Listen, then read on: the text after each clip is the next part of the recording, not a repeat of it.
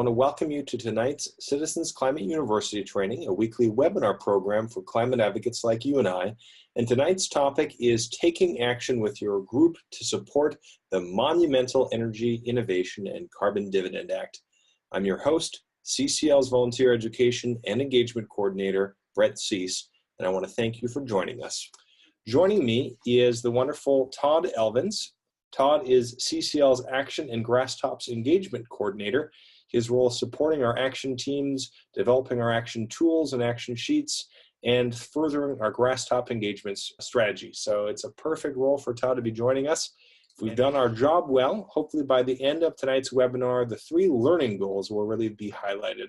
We'll be able to review specific actions that everyone's encouraged to take at any point, all the time, on your own, individually, to generate support.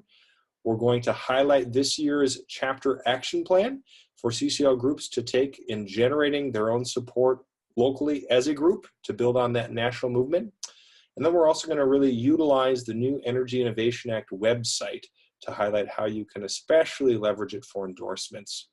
And to help you tonight, we've organized our agenda basically by the levers of political will. So if you look in your chat, I'll just put this again.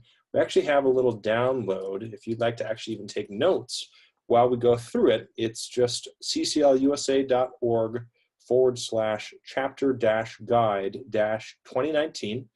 And it has most of what we're going to be talking about, along with little notes fields for you to brainstorm and personalize with your own local groups' action plans.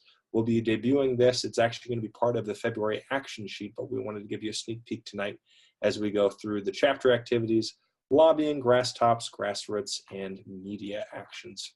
So without further ado, though, I'll pass it to you, Todd, and let's get started. All right. Hi, everybody. As Brett said, I'm Todd Elvins. I'm CCL's Action Coordinator, and I also run our Grasstops Engagement Action Team. And so we're going to start off by talking about the Energy Innovation Act of 2019. As you know, this was introduced in 2018 in the lame duck session of Congress, where it was not really in play. It was a great step forward for CCL and for Congress. It was great to see them introduce the bill, but it was, it was not going to be introduced in committee.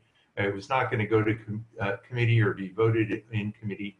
However, the reintroduced bill is in play. Danny Richter tells us the bill's in play. It will go to committee. It will be voted on in committee. It will go to the next committee. Eventually, it'll come to the House floor for a vote. And so we have a lot of work to do along the way to advocate for the bill. We need to keep it moving through Congress. And so we're going to talk about mobilizing. As a volunteer and with your group, we want you to make a plan to take some actions, and that's going to be the focus of this CCU webinar tonight. So we want you to start small and plan to take action every week and every month for the whole year. So pace yourself, because this is going to be a marathon. We have a lot of work to do, and we're going to be doing that work over a long period of time. So let's start by looking at the actions we've taken since the House bill was first introduced in 2018 in the lame duck, and individual actions you can take going forward during the course of the year. So these are our top 4 priority areas to focus. But before we get to that, I want to talk about what's happened over the last 2 months since the House bill was first introduced on November 27th. You, CCL's volunteers, have sent over 12,000 emails using our online action tool to members of Congress, submitted 935 letters to the editor using our online LTE tool. You've reported that over 941 LTEs have been published in newspapers, which is amazing. As you probably know, our record in the past was 421 in a single month, and in December we smashed that record with 600 published LTEs. Since the bill was introduced in November, there have been 14 editorials endorsing the bill and 150 op-eds. Also, there have been 840 responses posted in the Energy Innovation Act Q&A forums on community, and we'll talk a little bit more about the forums later in this webinar. Now that the bill's been reintroduced, 2 priority actions for volunteers are to send messages to their members of Congress about the bill and to write letters to the editor about the bill. So we've been doing both of those things since November, and so we're going to keep doing those things. You can do these things using the online action tool links shown here on this slide. These are nice short URLs. You can jot them down. You can also find them on the bill page on community. And I also wanted to note that it's been such an exciting week at CCL because the Energy Innovation Act has 3 new bill co-sponsors just this week. So it's been quite a week. So one other action I want to mention here is thanking the sponsors, and you don't have to be a constituent to thank the co-sponsors on Twitter, and you can do that with the 3rd URL here on the slide. And then I also want to point out the 4th URL on the slide is our social media toolkit. One of the priority actions is liking, commenting on, and sharing CCL's Facebook posts about the bill. You can find info on how to take this action, this Facebook action, and other social media actions in the CCL social media toolkit, which is at this link, which will take you to community. And also just say this too, one thing that I actually have loved hearing from across the country is a lot of folks just reaching out and doing their own custom emails to their own network. So not just emailing Congress, but also just engaging your own social network, whether it's on social media or with your own personal email, and really asking for your friends, your family, your own social network to also take action and show up in support of this monumental legislation. So feel free to use the tools and all the messaging guidance that you have here on that page to do what feels right for you.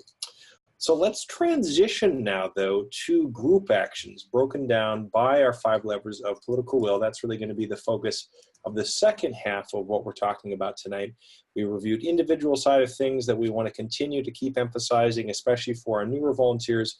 But as a chapter, what we're really going to be previewing now is our 2019 guide for how you as a group throughout the country can coordinate your chapter activities. So let's start specifically with chapter development, which again is recruiting, training, engaging, and sharing in that work as a chapter. And we'd like to start by really encouraging everyone to make a plan for engaging new volunteers. So here's a couple of key considerations that you want to walk through as you're starting to do that. What is your chapter currently doing to help orient and educate and really train or support new volunteers?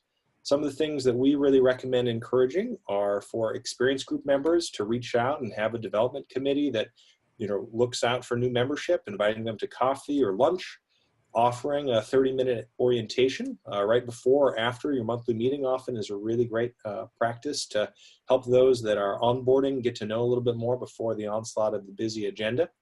You can also think about holding another climate advocate training workshop if you haven't had that for a while for those new people to jump on in person and have a great network, as well as really being able to highlight your knowledge of where to find resources and training that are available from CCL National. So think through that. Who's that person in your chapter? Start really designating who that might be to look out for those new volunteers as they surge into your group. Next, we want you to think about how to get them engaged and contributing right away. So for new volunteers, it's going to be really key to help them become active by becoming ready with simple tasks that they can jump right into. Some of the ones that Todd's highlighted are great. You can also really have them assist experienced volunteers on anything else that we'll be reviewing in just a little bit, or have them help you join the other action teams within your chapter. The other key thing here is to find out what their own natural affinities and skills are, and really being able to help plug them in, leveraging those talents, that time, that background that they can offer your chapter in ways that'll help further your group's interests. And then lastly, the big thing that we always want to encourage is just having fun. You know, having a group's atmosphere, a festive spirit of welcoming, inspiring, you know, active culture. That's really, at least for me, what's made all the difference for my involvement for CCL through all these years. And I know that's what helps people come back. So really take the time every month to appreciate the work that's getting done, finding ways for people to get to know and like each other, structure that work so that people can do things together. We often know that that is how people are able to be a little bit more focused, and have time to, you know, in meetings for one-on-one in small breakouts. You're also welcome to use any of the other resources that National provides with our monthly calls or quotes and blog pieces. And I'll just encourage this too. If you've had a couple of people that maybe were engaged several years ago with the chapter but have fallen off just due to other commitments in life, this is a really perfect time to personally reach out, especially if you've got that connection with them, and just invite them if they might be interested in attending the next meeting, or brainstorming how they'd like to get re-engaged with the work. Having a bill, I think, out really now has helped at least my own chapter lift members out of discouragement and get them plugged in. Action is the antidote to despair. And really asking them for roles like helping make phone calls for the next month's meeting, or being able to come up to the meeting with a list of ways that other people can help you are really critical. I'll also highlight this on the chapter activity, and then we'll take a little pause actually for Q&A. But some other ideas here that other groups have thrown out there that we do encourage you to think through are re-energizing that list and following up within a few days of any outreach event that you have. Make sure that you have somebody in your chapter, that new membership coordinator, whoever it might be, that person or team, to call new people, get them engaged, personalize that connection, that human touch, and help their involvement bloom. The last thing I'll also encourage others to think about on this chapter development lever and organizing for your group is how you can divide and share in the work. Asking different people to take charge of different activities is a real surefire way for them to stay involved and to find a commitment that feels like the right fit, and really being able to grow your team around point people so that you have multiple points of contact and people that can be referred to depending on your specialty or your focus for each of those levers that your chapter is running. And if you are interested in reaching out and thinking about maybe there's a smaller community in your area that you have a friend or a connection with that doesn't have a CCL chapter, we have a role. It's called the Group Development Coach. And if you or somebody in the chapter might be interested in supporting those new people and getting a group up and running, we'd love for you to get involved with that group. It's Group Development Coach again. You can find that in community. And you can also connect them with Ellie Sparks, our National Field Director. And her email is pretty simple. I'll put it in the chat here. It's just ellie@citizensclimate.org. So at this point, let's talk lobbying. So again, the lobbying lever, building and deepening your relationships with your member of Congress. How can we do that even a bit more strategically now with actual legislation to key into? Well, let's just do a quick high-level overview of those 4 actions for our actual month ahead, and then we'll kind of again take a little break here. First, we want to make sure that all groups have a liaison. If you don't have one, if you don't know what one is, or if you're struggling to find one, this is really one of the most important CCL roles for each group, and supporting new people to grow into this role is going to be key, especially if your group's looking for one. So if you are interested in being able to highlight a potential liaison, we have an application form. I'll put a link to that in community, and we also encourage people to email Amy, the National Liaison Coordinator, to really get them up to speed. We also want to think about really being realistic about where your members are at, whether they're on the House or the Senate side. Where is their current level of support for the Energy Innovation Act, and how can you find that out definitively? Being able to determine appropriate actions after identifying that is going to be key to move them towards greater support. And that all comes from deepening your relationships.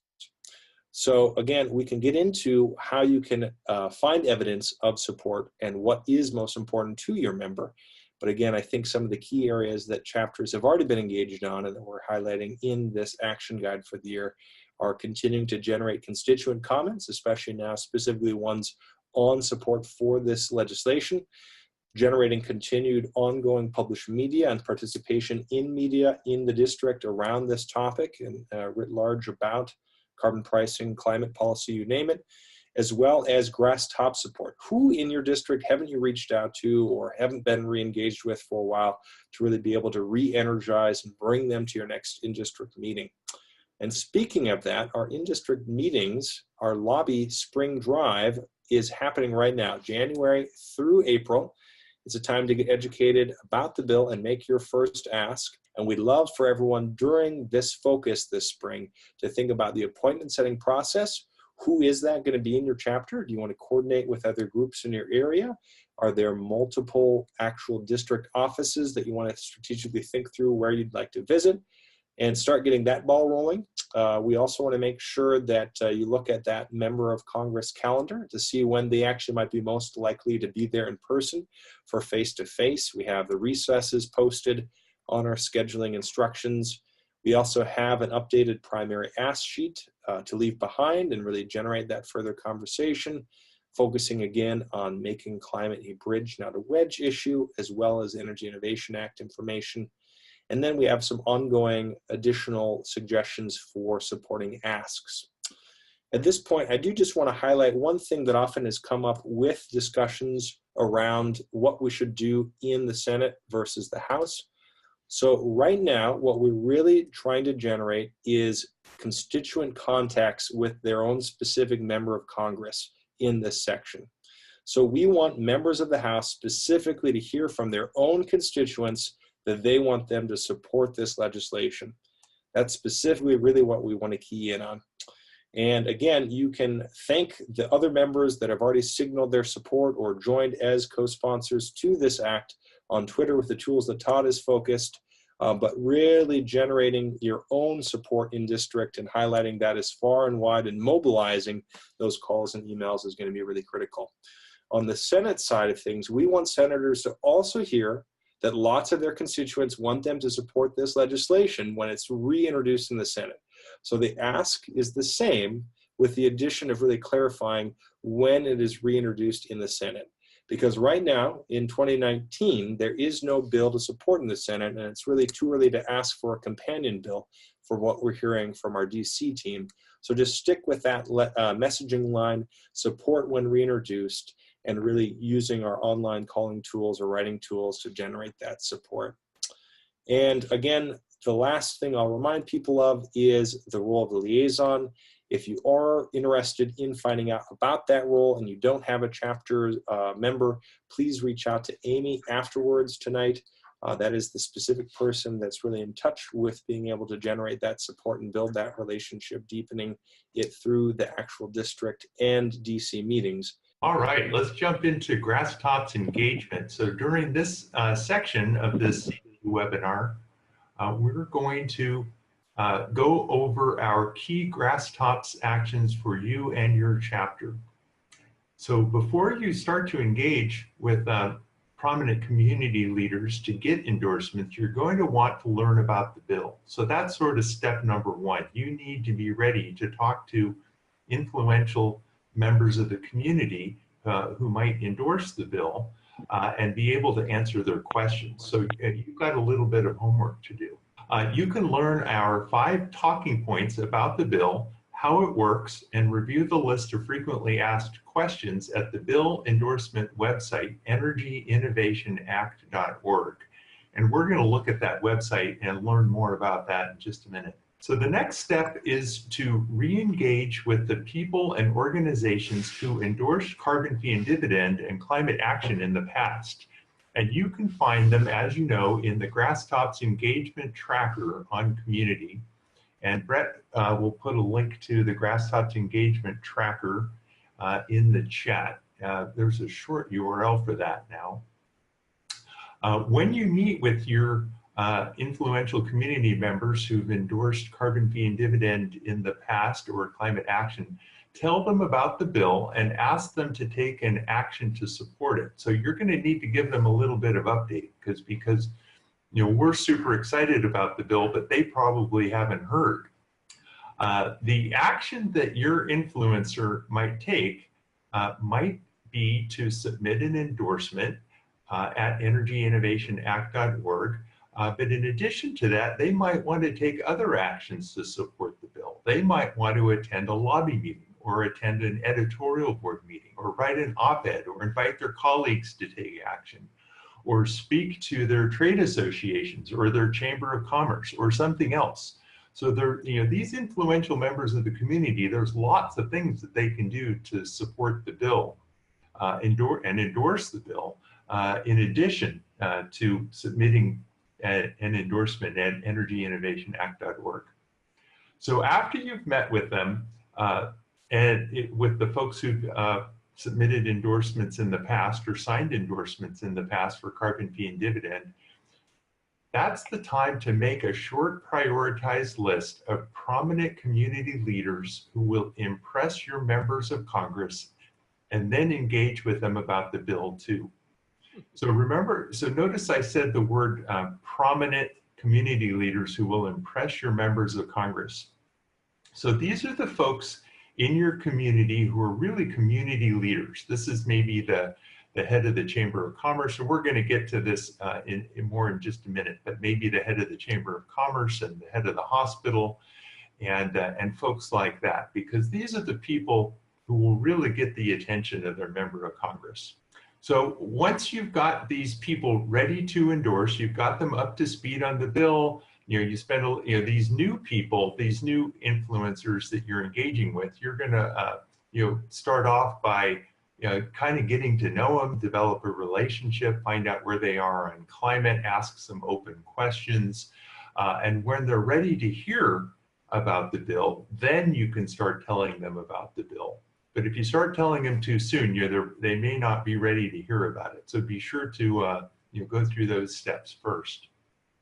So when they're ready to endorse, submit their endorsement, they can do that at the self-service, mobile-friendly bill endorsement website, energyinnovationact.org. So now that the bill is reintroduced, we can go full speed on getting resolutions, and we're going to talk about that in a little bit more detail in just a minute too.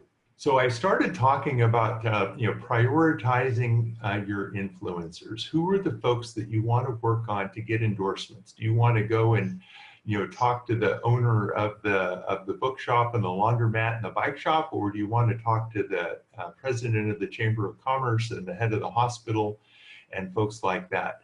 So it's really the latter. You want to talk to the large local employers and folks like that who are really going to impress and get the attention of their member of Congress when they say, I endorse the Energy Innovation and Carbon Dividend Act. And those are the kind of people that members of Congress listen to.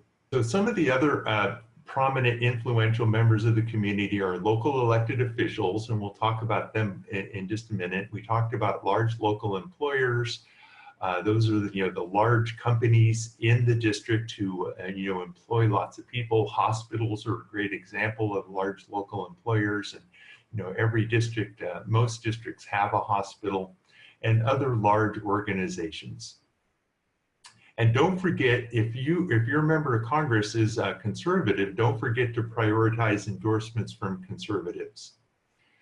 So let's talk for a second about local elected officials. These are especially good endorsements because first, these local elected officials, they often run in the same circles with their members of Congress and may talk to them regularly. Second, climate change is impacting their jurisdiction, in these of the local elected officials. And finally, you elected these local elected officials, so they're likely to take a meeting with you. You might also want to prioritize constituents who have special influence on their members of Congress. For example, maybe the minister or the person who is the faith leader at your member of Congress's church. All right, so let's talk a little bit more about energyinnovationact.org, just in case you haven't seen it. It's an all-new website created by CCL staff, and it's dedicated to the bill and bill endorsements. It's up and running and public at energyinnovationact.org.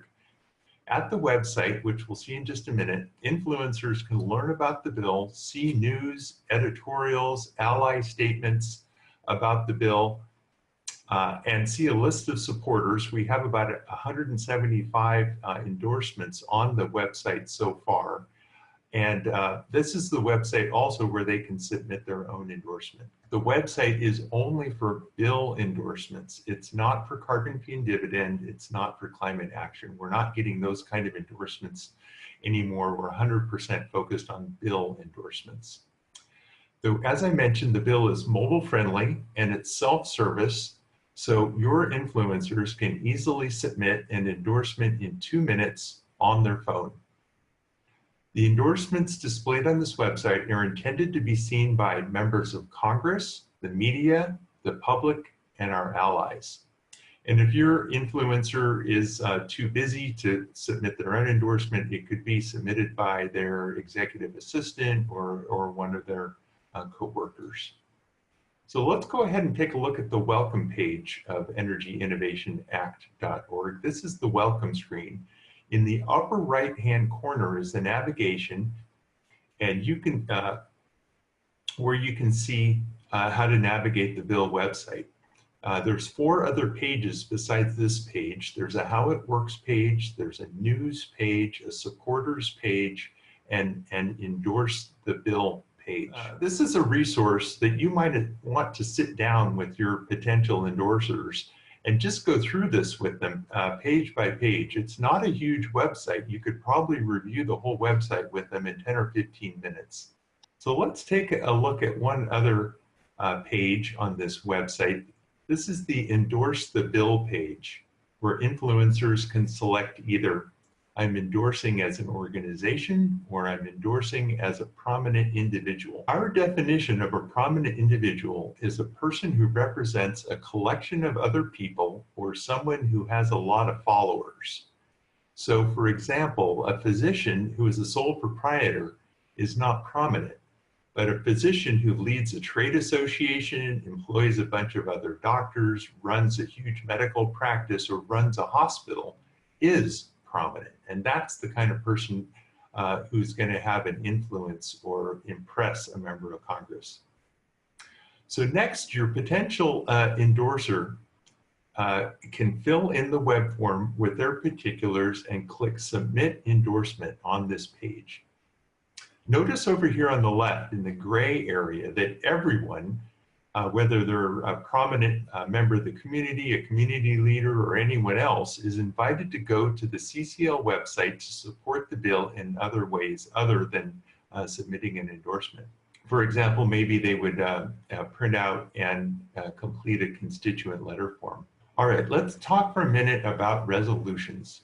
Municipal, county, state, school board, and faith-based resolutions endorsing the bill are an especially powerful type of endorsement for showing strong support to your members of Congress, because these types of organizations represent thousands of people. So now that a bill is reintroduced, you can go full speed on resolutions. But be aware that resolutions do take some extra work and could take months before they're finalized. So we've been kind of going slow in resolutions for the last couple of months because we knew that the bill and the lame duck, was not really in play. But now we have a bill in play, and it's going to be in play for the next 2 years.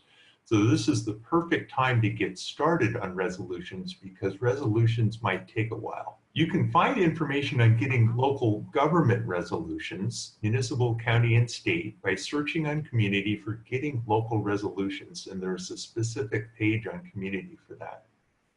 Faith-based resolutions are likewise powerful.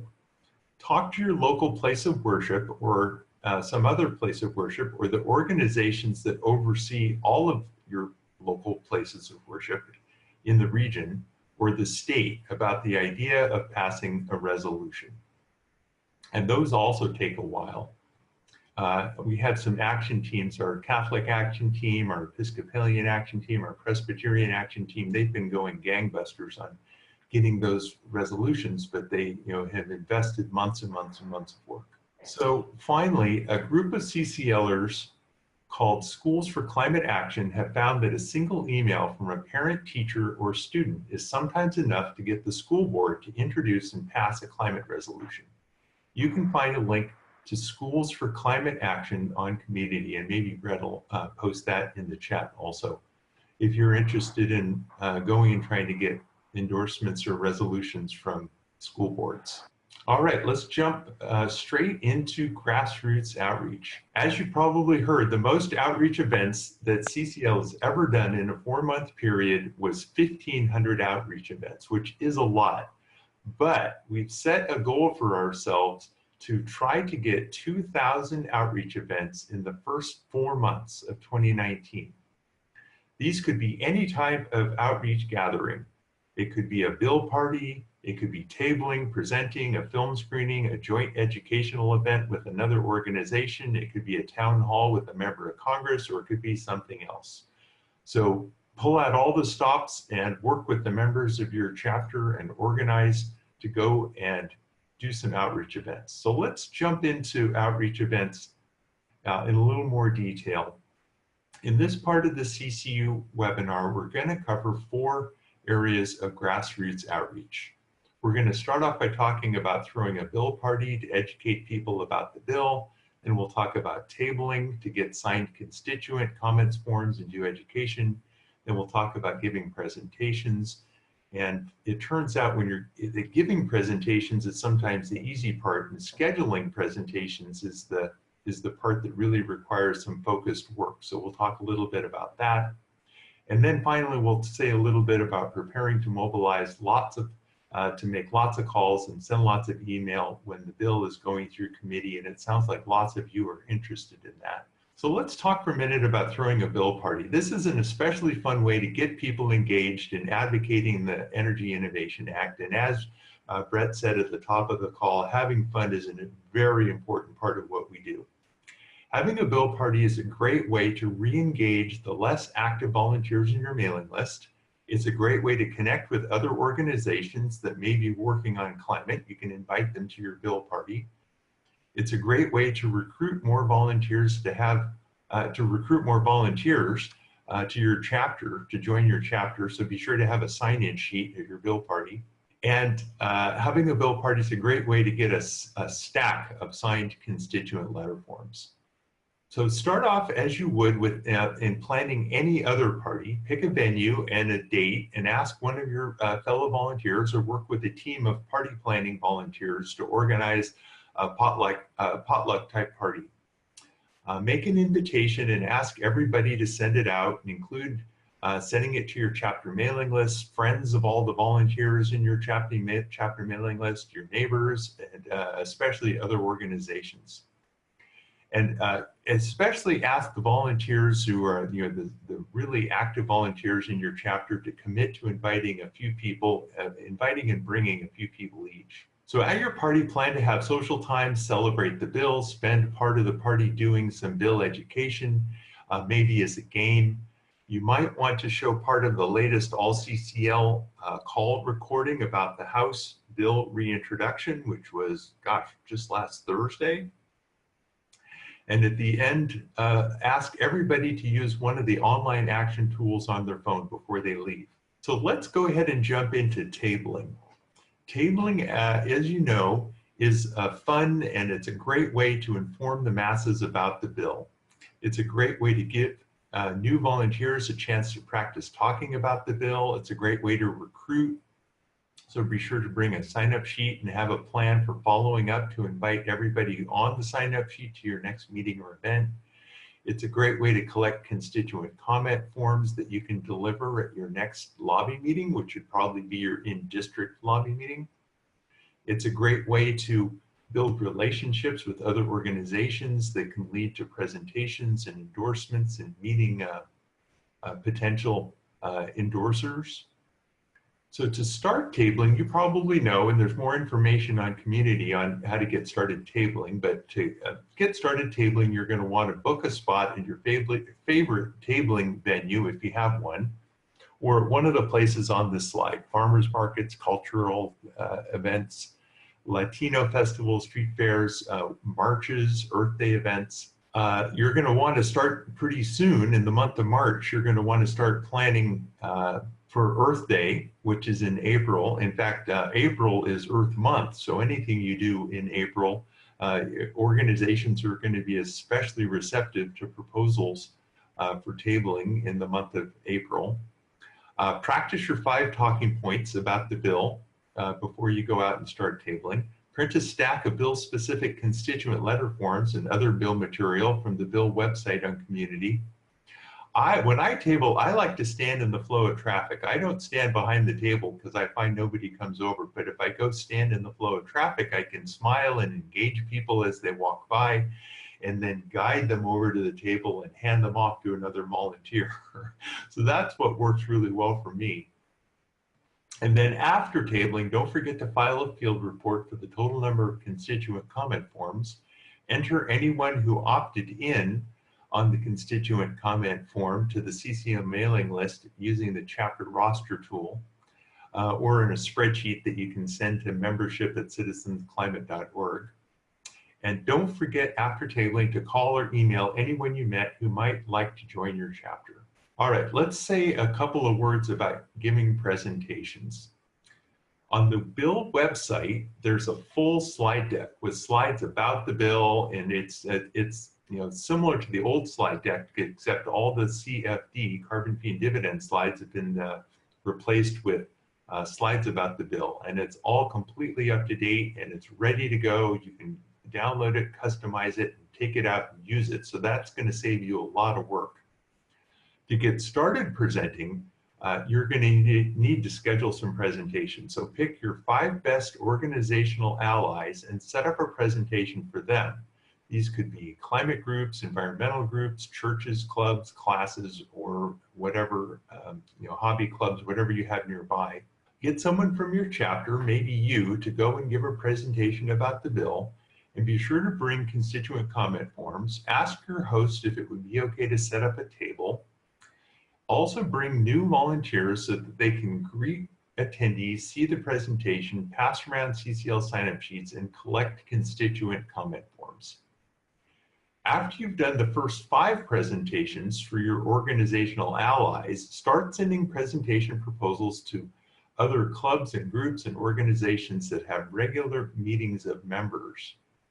And then follow up a week later with a phone call to make sure that they saw the email. And if you're interested in learning more about scheduling or giving presentations, there's recorded CCUs on Community with lots of details.